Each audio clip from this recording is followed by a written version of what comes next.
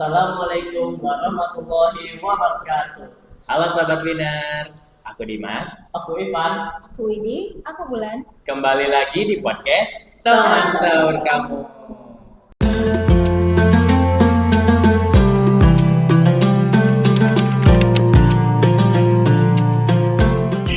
Wah, gak kerasa ya, podcast Teman Sahur udah selesai aja. Perasaan baru kemarin kita mulai deh. Iya ya, kayaknya Mbak perasaan baru kemarin kita ngehus ya. Kayak di episode berapa sih? Episode 7. Oh iya, episode 7. Kok selesai? Bukannya masih lanjut? Enggak, udah selesai. Nah, Winners, kalian penasaran gak sih siapa orang-orang yang ada di balik podcast Teman Sahur ini? Enggak. Penasaran? Penasaran kan? Langsung aja kali panggil. Panggil ya. Oke. Nah, Winners. Jadi untuk episode kali ini ya, episode spesial. Bintang tamu kita hari ini itu orang-orang yang ada di balik podcast Teman Sahur. Langsung saja ya kita panggil. Ada kameramen kita. Ada Den. Ayo. Setiawan.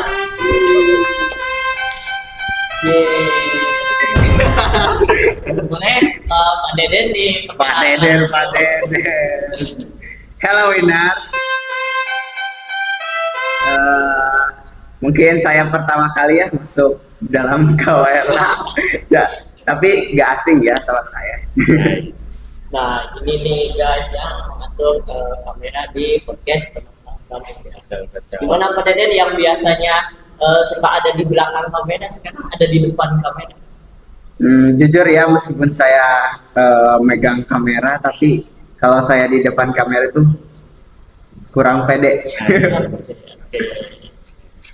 Nah, jadi Winners ini ada Den yang menjadi kameramen di podcast Teman Sahur. Oke, nah ini orang pertama yang ada di balik podcast Teman Sahur. Yang kedua ada Bu Sandra. Boleh disapa dulu Bu. Halo Sobat Winners semuanya. Cihuy. Gimana Bu perasaannya ketika biasanya itu di belakang layar memantau, kalau sekarang itu ada di depan layar? Wah, sangat luar biasa sekali ya. Ternyata bisa merasakan apa yang Bulan rasakan, apa yang Ibu Bapak Guru rasakan. Alhamdulillah, deg-degan ya. Padahal tidak serius banget. Iya. Tuh. Apa? Oke, berarti kan nah sebetulnya Bu Sandra ini adalah apa sih? Anggota podcast kedua yang berada di balik layar. Nah, kita juga punya satu lagi The one and only. the one pemimpin kita, leader yang membawa kita semua ke sini. Oke, langsung saja kita panggil Ibu Indri.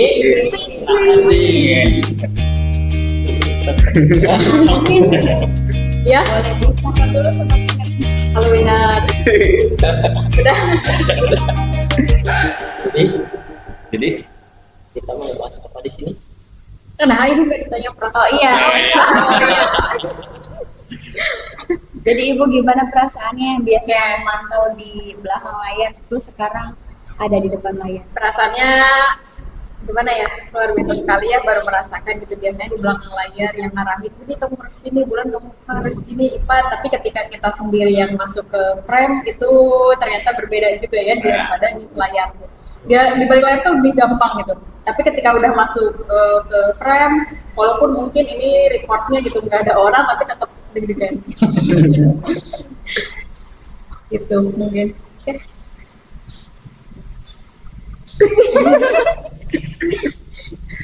Apa lagi ya? Oke, mungkin ada beberapa Sobat Winners yang penasaran kenapa sih podcast ini gitu, podcast Teman Sahur ini dibuat. Coba dong orang-orang di balik layar ini menjelaskan. Kenapa deh? Iya, dari Mulai kisah dari saya Indri ini. mungkin bisa Bu Indri tahu semuanya. Kenapa podcast Teman Sahur ini dibuat gitu ya? Alasan yang pertama, mungkin ini sebenarnya ini salah satu program OSIS juga dari tahun sebelumnya, terinisiasi itu dari tahun sebelumnya, tetapi karena berbagai hal dan halangan gitu, akhirnya baru terrealisasi pada tahun ini gitu, dan kebetulan momennya tuh pas ketika Ramadan. Jadi kita mulai dari teman sahur seperti itu. Terus kenapa sih teman sahur gitu ya? Kayak bertanya-tanya kok kepikirannya sahur gitu ya?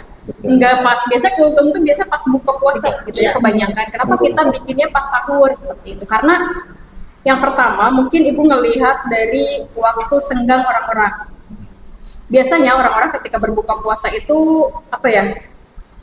Lebih cenderung ke bak-bik-bak gitu lah, Persiapan. yang mempersiapkan untuk iftar, karena waktunya juga sedikit dari maghrib ke tarawih itu kan ke isya itu sedikit gitu, jadi cenderungnya repot dan tidak sempat untuk menonton tontonan. Nah, tetapi beda ketika sahur. Kalau sahur itu biasanya ya itu tuh yang ibu rasakan sendiri, sahur tuh kita butuh teman buat nonton, kita cari-cari tontonan gitu. Makanya itu diuploadnya pada saat sahur, dan akhirnya teman sahur. Walaupun mungkin memang bisa ditonton kapanpun, karena ini kan sifatnya itu bukan live gitu ya, jadi diupload berupa video dan bisa ditonton tidak pas sahur juga gak apa-apa sih sebenarnya, Mam. Itu mungkin. Dan yang kedua alasannya agar khususnya anak-anak SMKWIN itu setelah sahur itu mereka tidak tidur lagi gitu, melainkan harapannya setelah sahur itu mereka bisa menonton teman sahur, kemudian sholat subuh, dan setelah itu bisa merangkum sesuai tugas yang diberikan ketika smart print itu. Mungkin ada juga beberapa sobat Windas yang bertanya, kenapa sih ibu memilih kita sebagai host teman sahur? Sandra mungkin kenapa? Oke, alasannya kita melihat potensi dari kalian, ya. Terus potensi kalian tuh bagus. Terus juga yang kedua, kita tuh cari tim yang benar-benar bisa diajak lari, bukan dalam artian lari beneran ya, maksudnya bekerja dengan deadline gitu. Karena kan kita kejar tayang ya. Kalau misalkan kita hari ini syuting, nah setelah syuting kita tuh langsung harus editing gitu, harus langsung upload gitu. Jadi mencari tim yang memang satu berpotensi, terus yang kedua yang bisa diajak lari gitu. Bukan berarti yang lainnya nggak berpotensi, Iya, bukan ya, tapi memang kelihatannya yang itu tuh yang tadi kata Bu Sandra itu bisa diajak larinya, karena ini luar biasa sekali sebenarnya.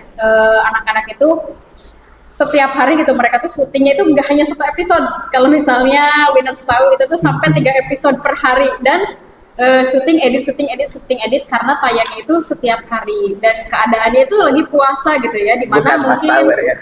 gimana mungkin ketika berpuasa tuh orang-orang cenderung kayak gak ada energi, tapi mereka luar biasa dan gak tumbang untungnya ya. Untung ya. Tuh. Tapi mungkin ada tambahan dari kalian, kenapa sih kalian mau gitu dipilih menjadi host podcast teman sahur ini? Nah, boleh. Mungkin Ibu dari juga bulan penasaran nih kenapa nih mau. bulan ya, bulan dulu. Kalau bulan pribadi sih kan awalnya kan disuruh yang sama. Ya. Enggak nyuruh yang ngajak, cuma yang ngajak. Terus awalnya kan bulan takut juga, soalnya kan bulan belum bisa kayak lancar ngomong di depan kamera, kan masih malu-malu gitu. Iya. Tapi karena ajakan ibu, terus awal nyoba, terus ya ternyata enggak seburuk itu kan, jadi kayak lumayan bisa gitu. Terus ya awal-awal kan nggak bisa, tapi kesini tuh jadi lumayan lancar kan. Ya udah jalanin aja gitu ya. Kan awalnya jadi narasumber ya. Awalnya saya coba-coba. Saya Ketagihan. Saya juga. Kalau Widi gimana Widi? Kalau Widi sih sama sih, awalnya juga diajak sama ibu. Terus kan pertama mah kayak nggak pede gitu. Kan Widi tadinya tim edit ya, fokus di tim edit. Terus tiba-tiba sama ibu katanya disuruh host. Ya udahlah dijalanin aja, kayak nggak bisa tapi lama-lama kayak terbiasa gitu. Nah, kalau mungkin Ipan sama Dimas kali ya. Ipan Siapa Dimas. dulu ya? Oke. Because I'm 100% introvert, betul introvert ya. Jadi untuk berkomunikasi itu agak berat sebetulnya. Ya, tapi karena cita-cita juga pengen masuk ilmu komunikasi, jadi ya ini tuh dijadiin kayak apa ya, kayak batu loncatan gitulah untuk Dimas belajar cara berkomunikasi. Gitu sih kalau Dimas. Ivan? Kalau Ivan sih ya awalnya kan ya sama tadi itu diajak. Cuman tadinya itu tim editing. Tetapi nih katanya Ivan Dimas tuh nggak mau sendiri jadi hostnya. Jadi ditariklah sama Dimas jadi host, udah host, editing pola. Tapi semuanya juga seperti itu ya, benar. Host editing tuh merangkap. Yang kedua juga karena lumayan lah gitu pengalaman buat di depan kamera, pengalaman berbicara. Ya siapa tahu kan di masa depan nanti bisa jadi YouTuber. Jadi YouTuber, jadi streamer kan udah biasa gitu di depan kamera. Asal Winas tahu juga kita tuh sama sekali belum ada pengalaman banget ya. Jadi kita itu benar-benar dari nol gitu, dari nol kita belajar ya. Yang di episode awal tuh yang kayak tuh gila persiapannya. Jadi pas awal-awal tuh yang pas episode Pak Yayat, Ivan sama Dimas itu sampai video call malam-malam terus bahas besoknya itu Konsepnya mau gimana ya? Gitu, pertanyaannya apa aja. Tetapi seling waktu jadinya terbiasa kan, jadinya pertanyaan sama konsepnya itu bisa muncul dengan lebih mudah. Betul. Ya, itu winners. Itu mungkin, tapi ngomong-ngomong tadi menyambung perihal pengalaman gitu ya, menurut Ivan gitu. Nah, terkait pengalaman itu sendiri memang sebenarnya ini tuh ruang pengalaman untuk anak-anak yang mungkin tertarik di bidang media gitu. Kayak Dimas, kemudian Ivan, Widi, Bulan, Deden gitu kan.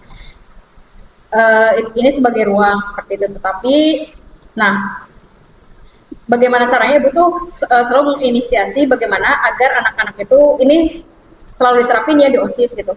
Bagaimana agar mereka itu tidak hanya menciptakan pengalaman untuk mereka sendiri seperti itu. Jadi melainkan harus menjadi pengamalan juga. Karena prinsip OSIS itu dari dulu sebenarnya seperti itu. Jadi kita jangan hanya mencari pengalaman gitu, tapi pengamalan juga yang gimana sifatnya. Kalau pengalaman itu untuk diri sendiri.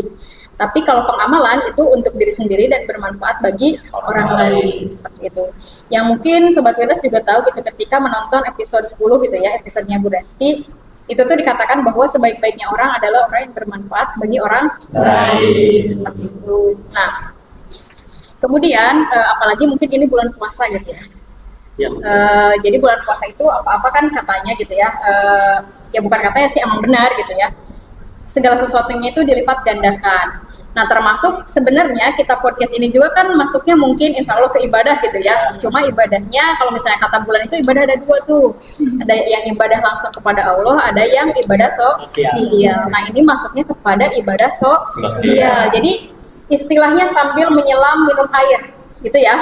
Sambil menyelam minum air. Jadi selain menjadi manfaat untuk orang lain, selain menjadi pengalaman untuk mereka masing-masing, ini juga semoga bisa menjadi ibadah di bulan puasa. Seperti karena kalau misalnya berbicara tentang ibadah gitu ya, itu kan cakupannya luas sekali. Kalau misalnya tentang ibadah gitu, kita nggak mungkin setiap hari itu ngaji, contohnya dari pagi sampai malam. Kita nggak mungkin setiap hari itu sholat dari pagi sampai malam. Kita nggak mungkin setiap hari itu dan ibadah-ibadah lainnya gitu dari pagi sampai malam, karena kita juga harus tetap menyeimbangkan antara duniawi dengan akhirat. Nah, tetapi bagaimana caranya gitu, duniawinya ini merangkap dengan akhiratnya. Jadi semua orang tuh sibuk di dunia ini, semua orang tuh sibuk gitu, semua orang tuh kerja, punya kerjaan masing-masing. Nah, tetapi pastikan kesibukan kita itu berbanding lurus dengan kebermanfaatan kita, sehingga kesibukan kita itu menjadi nilai ibadah. Karena kalau misalnya kata Bu Hamka ya, kerja kalau misalnya hanya sebatas kerja, kera juga bisa kerja, katanya gitu, gitu ya. Itu mungkin.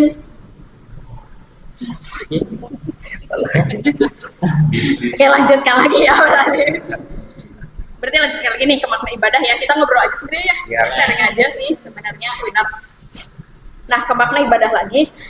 Kalau misalnya winners tahu gitu, dan pasti tahu sih ada ayat yang mengatakan apa Mal? Ada ayat yang mengatakan tidak semata-mata Allah menciptakan jin dan manusia, melainkan untuk beribadah. Berarti tugas kita di dunia ini untuk ibadah. Tuh, yang tadi kata Ibu bilang, kita nggak mungkin setiap hari ibadahnya secara vertikal aja. Pasti kita melakukan hal-hal yang horizontal, yaitu dengan sesama manusia.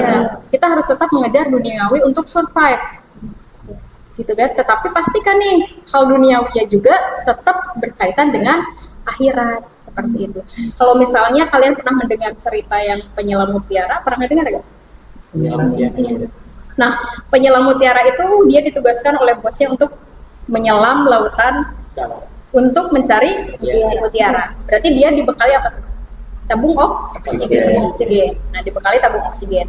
Tetapi ketika dia nyebur ke dasar laut, itu udah pasti dia buyar karena melihat keindahan di lautan. Nah, sehingga kadang-kadang dia menyepelekan jadi nyari. Nah, orang asik-asik gue dulu sekarang mah gitu, kayak bermain-main dengan ikan, kemudian karena ada batu karang dan sebagainya. Sehingga dia lupa tujuan utama dia itu sebenarnya untuk nyari mutiara. Nah, seperti itu. Sampai akhirnya dia akan tersadar ketika apa? Ketika oksigennya sudah mau habis.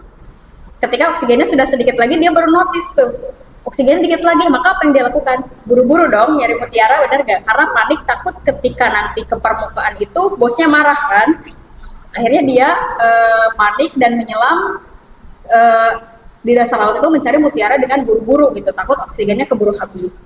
Nah, kemudian dia notice lagi ketika oksigennya benar-benar akan habis, otomatis mau gak mau harus langsung naik kan, mau bawa mutiara mau enggak, yang utama itu keselamatan dia kan. Nah, apa yang akan terjadi? Contoh dia tuh bawa mutiara, kemudian dia buru-buru ke atas, yang terjadi apa? Marah.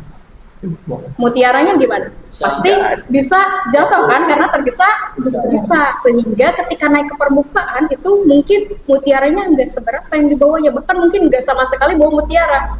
Yang terjadi apa?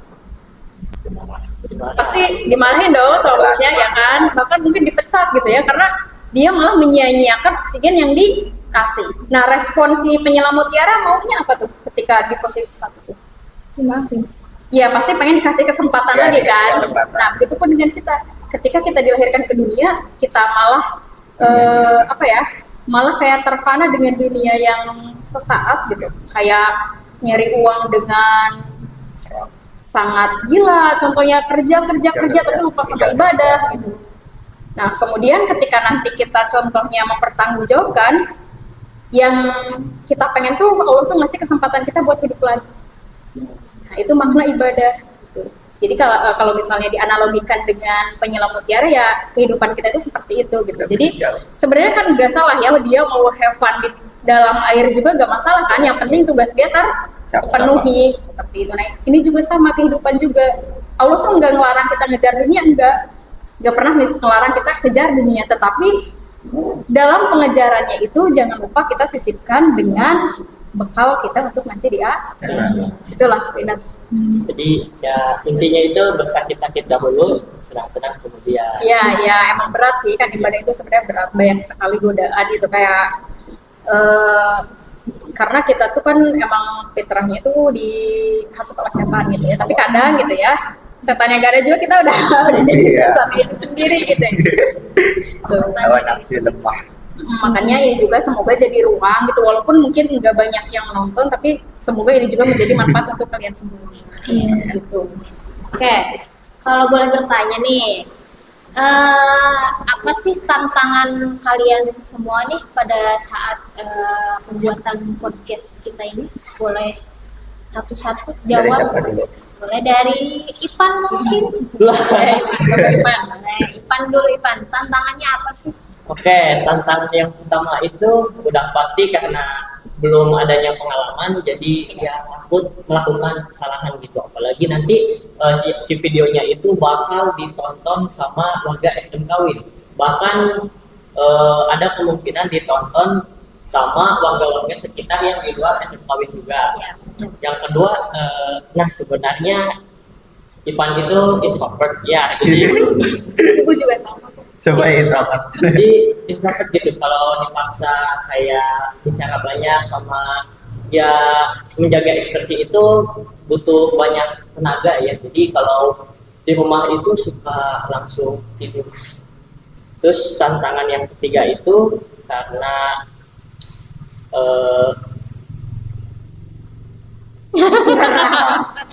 Nungguin ya. yang ketiga itu karena ya kurang pede gitu.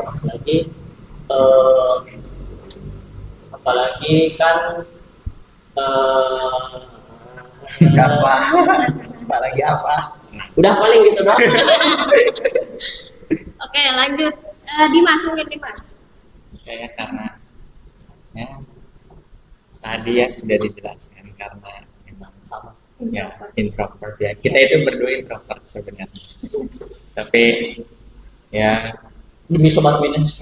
demi sobat Winners ya kita belajar berkomunikasi dengan orang lain ya. Emang bagi kita yang introvert berkomunikasi sama orang tuh benar-benar nguras tenaga banget Ya, ya. Jadi ya kalau Dimas sendiri sih kalau kesannya itu doang sih, karena Dimas jarang berkomunikasi sama orang, jadi pas di podcast komunikasi sama orang lain kayak capek banget. Terus dari Kamu Widi Widi gimana? Mungkin kalau Widi mah tantangannya itu dari diri sendiri ya. Jadi kayak Widi tuh takut gitu Bu. Emang kebanyakan takut gak bisa, takut gak pede gitu. Tapi ya lama-kelamaan terbiasa sih. Ubi. Ya, hobi kita. Gak beda jauh dari Ivan, Dimas sama Widi. Bandung juga sama kayak kurang pede. Terus Bandung juga introvert sebenarnya. Nah, itu semua introvert. Terus kadang kan kalau misalkan udah ngomong banyak gitu, energi sosialnya suka habis Habis ya, gitu ya. Kalau di rumah kadang bulan suka Iya. kayak ke bawah suasana gitu kan. Terus masalah waktu juga kadang bulan tuh suka bentrok gitu sama hal-hal yang misalkan ada kepentingan di rumah sama di sekolah podcast gitu. Masalah waktu. Terus bener juga kata Ipan takut salah gitu. Apalagi kan bulan pernah jadi narasumber kan Bu. Jadi takutnya itu kayak salah pemahaman gitu ke sobat Winners. Udah gitu aja. Kalau orang-orang yang Deden. Kan kita mah di belakang kamera ya, jadi tidak tahu serumit apa kalian itu. Nah, untuk saya sendiri mungkin saya itu tadi itu apa? kalau Oh ya, tantangannya itu dari awalnya dari setting kamera itu kan, apalagi ini di dalam ruangan ya, terus ruangannya juga kurang memadai, terus dari cahaya kadang kita itu kurang cahaya atau entah itu kelebihan cahaya, jadi ke muka kita itu kadang ada gelap, terus kadang ada yang cerah banget. Nah, terus yang kedua itu saya takut itu dari suara. Nah, suara kan tidak masuk ke kamera nyoloknya itu, jadi ke laptop langsung disatukan editnya. Takutnya itu tidak kerekam. Pernah kan kejadian satu kali gak kerekam suaranya itu, jadi shot ulang. Jadi takutnya seperti itu. Terus yang terakhir dari waktu, nah kan kapasitas kamera lah itu setiap syuting itu harus 2 kali take. Nah, takutnya itu tidak pas kan saat narasumber berbicara, terus harus siap-siap nanti langsung mulai lagi. Nah, harus pas dengan penhentian, takutnya kan merepotkan yang ngedit. Meskipun saya ikut ngedit dikit, tapi ya yang full ngedit itu teman-teman. Saya cuma dikit, paling nyatuin suara doang. Gitu mungkin. Nah, boleh dari Bu Indri dulu. Struggle-nya mungkin ya, tantangannya karena mungkin di sekolah ini Ibu nggak berfokus pada media saja gitu, melainkan ini suaranya jelas kan? Jelas. Melainkan Ibu juga kan ada tugas utamanya kayak sebagai guru gitu ya, sebagai guru, kemudian sebagai wali kelas pun dengan pembina OSIS seperti itu. Nah, Itu tuh berarti harus balance tuh antara ketiga hal tersebut. Jadi ibu nggak bisa condong ke media aja, tapi harus tetap ngurus tuh yang wali kelas harus memastikan anak-anaknya gimana. Kemudian OSIS juga kan kita nggak, programnya itu bukan hanya membuat podcast gitu ya, tetapi banyak sekali program-program yang lainnya yang itu juga harus dipastikan secara lancar. Seperti itu struggle-nya mungkin mengatur beberapa schedule-nya. Kemudian yang kedua itu memperhatikan waktu anak-anak juga. Jadi mereka itu memiliki latar belakang yang berbeda-beda kan. Kayak contohnya Bulan, jam segini Bu, Bulan ada jadwal untuk ngaji, contohnya Ipan ada jadwal untuk ini, sehingga itu bukan hal yang mudah untuk nge-match-in jadwal mereka gitu. Jadi gimana caranya biar match nih, ketemu waktunya gitu. Karena kayak Widi sama Dimas juga kan paskibra gitu, sibuk latihan dan sebagainya. Itu struggle. Kalau mungkin Bu Sandra Terakhir nih. Nah, kalau ibu mungkin sama sih ya, kayak Bu Indri, karena kan bukan hanya mengurus media saja, bukan hanya mengurus podcast saja ya. Apalagi saat ini tuh sedang persiapan UKK ya. Iya. Kebetulan ibu juga guru produktif, jadi ya mau tidak mau bagi waktu ngajar, terus podcast, belum lagi harus persiapan untuk UKK, sering lah bolak-balik gitu, terus sering izin juga, terus untuk melawan rasa malas juga mungkin ya Sulit tantangannya. banget, apalagi di bulan puasa ini. Ya, apalagi pas sempet ya kita pulang jam 5 hujan Iya. gede, Iya. terus isi di sekolah udah nggak ada siapa-siapa juga, itu sering terjadi. Nah, itu kadang ada rasa kayak aduh mau pulang deh gitu. Itu ya kok yang lain udah pada pulang maaf ya, karena kita tuh guru Gen Z gitu sih. jadi tapi mengeluhnya kita masih tetap kerjakan Jadi semuanya. tetap ngedumel sambil dikerjain. Tetap profesional gitu ya, manusiawi lah ya, kita teh ngeluh mah gitu. Ngeluh tapi sambil Yang penting- bekerja. yang penting mah kerjaan beres. Iya. Itu paling mantap. Mantap. Oke, itu mungkin ya dari mulai struggle, kemudian kenapa mereka mau, ya kesan-pesannya mah udah Winners tebak sendiri ya, kesan mereka gimana gitu, kayak capek ya, campur aduk ya sih ya sebenarnya mah, kayak capeknya ada, senangnya juga ada, kayak itulah proses gitu. Nah, kalau by the way nih, Winners notice gak sih settingan ruang kita gitu ya, apalagi meja nih, meja yang legendaris ini. Ini tuh kalau Winners tahu, ini tuh terbuat dari EcoBrick. Nah, EcoBrick. Jadi EcoBrick itu merupakan salah satu proyek dari P5 gitu di tahun kemarin itu. Mereka membuat EcoBrick dari sampah-sampah plastik sekitar. Nah, yang akhirnya bisa dijadikan karya meja. Ini juga sebagai apresiasi yang sebesar-besarnya untuk winner semua yang sudah bisa untuk membuat EcoBrick, dan terima kasih banyak gitu ya atas karyanya. Gitu. Kemudian kalau misalnya Winners notice juga, mungkin sekarang nggak ada bunga legendaris tuh yang sering nutupin muka. Warna merah itu, apalagi bulan aja lo ketutupan. Manis setia. Itu juga sama, itu terbuat dari sampah plastik gitu ya, luar biasa banget kreasi warga-warga SMKW itu sebenarnya banyak banget potensinya, hanya saja mungkin kadang mereka tuh perlu bimbingan yang lebih gitu untuk berekspresi, untuk mencurahkan kreasi-kreasinya seperti itu. Oke, Winners ya, karena waktu sudah mau imsak. Udah mau imsak nih. Mungkin ini video terpanjang ya. Sudah terpanjang dan terakhir, last but not least. Iya. Silahkan tutup mungkin. Iya. Aku Ipan biasanya. Jadi episode ini tuh sebenarnya dibuat untuk menutup series teman sahur ya. Iya. Betul. Tapi bukan menutup podcast. Iya, Iya. bukan. Cuman temanya doang. Ya, jadi Winners, karena sebentar lagi mau imsak, Kita biasa yang minum banyak ya. aku Dimas. Aku Ipan. Aku Widi, aku Bulan. Aku Indri. Aku Deden. Aku Sandra. Jangan lupa sahur bersama Teman sahur kamu.